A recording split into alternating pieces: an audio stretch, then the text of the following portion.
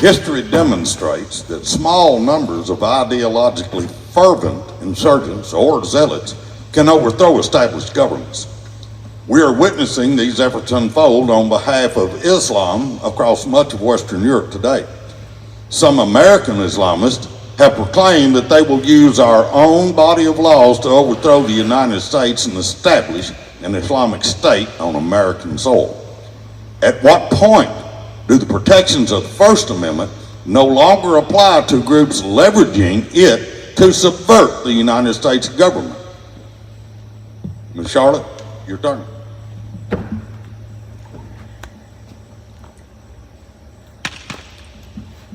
Sharia law is not compatible with Christianity. But there are so many people who make excuses for people who do not share our values to stay in this nation. And as their groups get larger and larger, they try to acquire more power than ever before.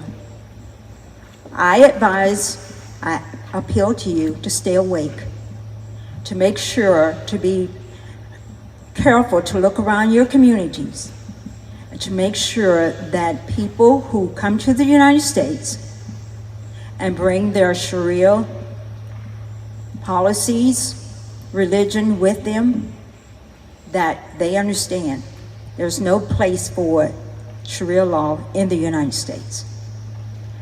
It is dangerous to our nation. It is dangerous to even your neighbors, your children. And once they gain the power, there is no stopping them. And I think it starts from the beginning. We cannot be like Europe. We cannot be like other countries who are extremely compassionate and are saying we should not be considered racist. We need to protect our country. Good deal. You won't let me stay late. Thank you for the question. So I have a unique background in Sharia law and Islam with my deployment to Afghanistan right after the World Trade Centers were attacked in 2001, and I lived with these people. I operated with these people for a 12-month special operations deployment, and what I'll tell you, and I've said it before, there are good people in every culture and religious background, but Charlotte said it, we're completely incompatible, and we cannot allow Islam or Sharia to enter the United States of America. It cannot happen. When you come to the United States of America, whether it's in the Constitution or not, the expectation is that you assimilate. Assimilation means you learn English. Assimilation means that you learn our culture and you do what you can to adhere to it and support it. You pledge allegiance to our United States flag. You stand up for the things that made our country great. Don't bring your crap or garbage to the United States of America and expect a red-blooded American to stand by and accept it. We've been ideologically conditioned over the last 20 or more years of our lives to sit back and say, it's okay, they're good people, they're not here to do anything bad. I'm here to tell you that we will be ideologically infiltrated the next 20 to 30 years if somebody doesn't stand up, hold this issue accountable, and say not in the United States of America. Sharia law cannot establish itself or sustain in the United States. It's incompatible with our United States Constitution, and it's strictly protected in the Establishment, Supremacy, and Commerce clauses. And somebody has to stand up and have that conversation. It can't be uncomfortable. It has to be dominant in the United States Congress.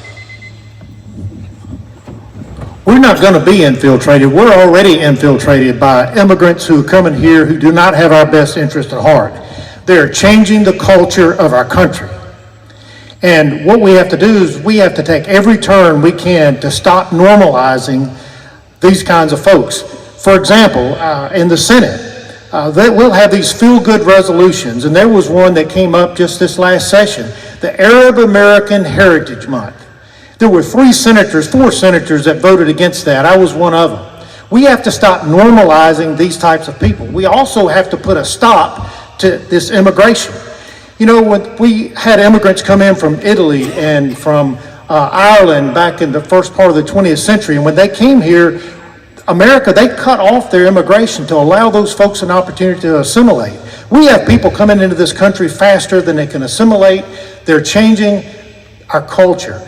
There was a gentleman that I heard the other day on some news show that I was watching, and he said that we have to do more to send money, foreign aid back to his country.